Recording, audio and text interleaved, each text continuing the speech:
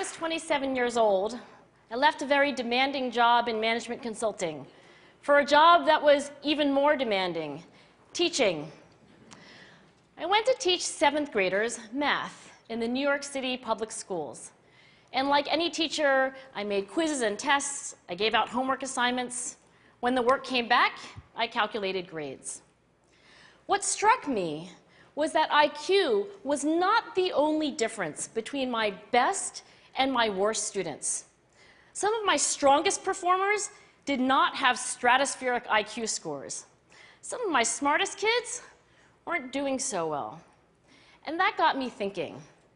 The kinds of things you need to learn in 7th grade math, sure, they're hard. Ratios, decimals, the area of a parallelogram.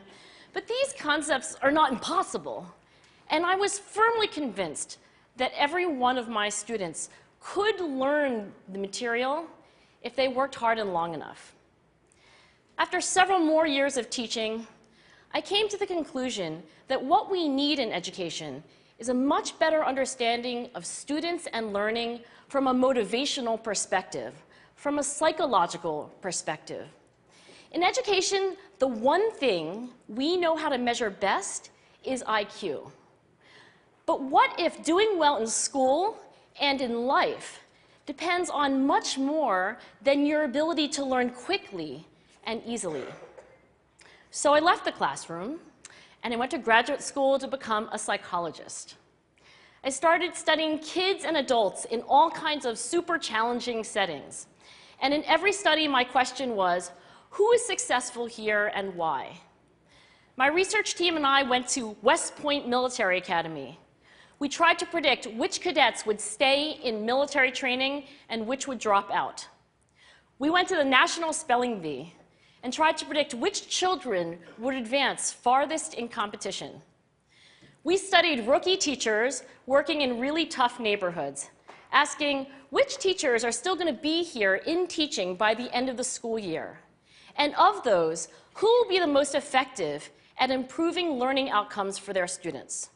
We partnered with private companies, asking which of these salespeople is going to keep their jobs and who's going to earn the most money. In all those very different contexts, one characteristic emerged as a significant predictor of success.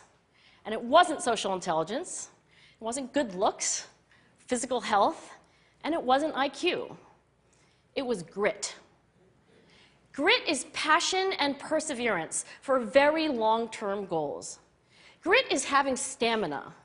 Grit is sticking with your future, day in, day out, not just for the week, not just for the month, but for years, and working really hard to make that future a reality.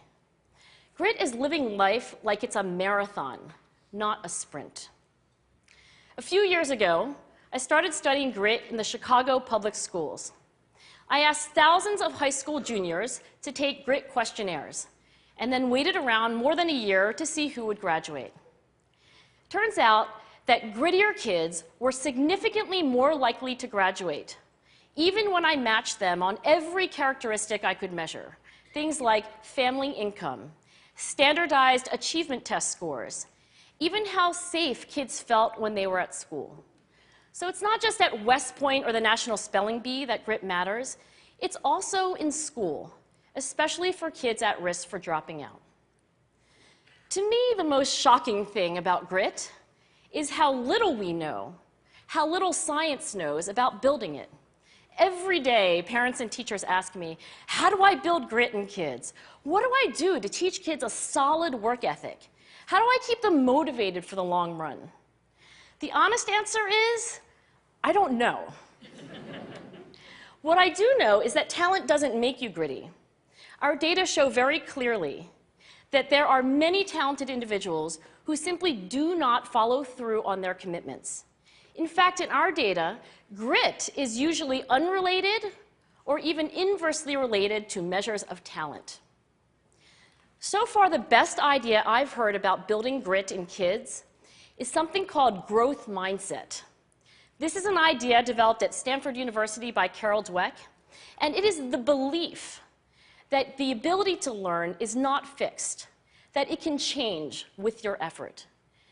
Dr. Dweck has shown that when kids read and learn about the brain and how it changes and grows in response to challenge, they're much more likely to persevere when they fail because they don't believe that failure is a permanent condition. So growth mindset is a great idea for building grit, but we need more. And that's where I'm going to end my remarks, because that's where we are. That's the work that stands before us. We need to take our best ideas, our strongest intuitions, and we need to test them. We need to measure whether we've been successful, and we have to be willing to fail, to be wrong, to start over again with lessons learned. In other words, we need to be gritty about getting our kids grittier. Thank you.